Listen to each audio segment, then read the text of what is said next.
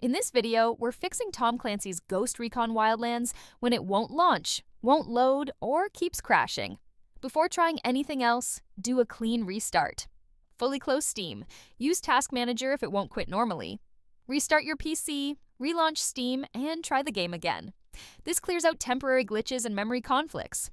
If that doesn't do it, some crashes and black screen issues come from permission or display conflicts.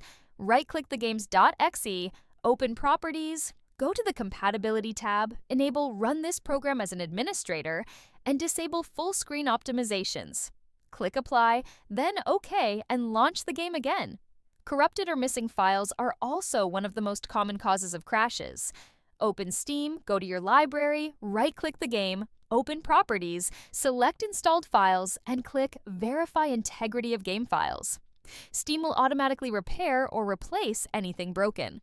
Outdated GPU drivers are another frequent cause of crashes, black screens, and freezing. Update through NVIDIA GeForce Experience, AMD Adrenalin, or the Intel Driver and Support Assistant, then restart your PC. Corrupted Windows system files can also stop games from launching or cause crashes. Open Command Prompt as administrator, type sfc/scano, and press Enter. Let the scan finish, then restart your PC. This will automatically detect and repair damaged system files. Hopefully that fixed it for you. Thanks for watching.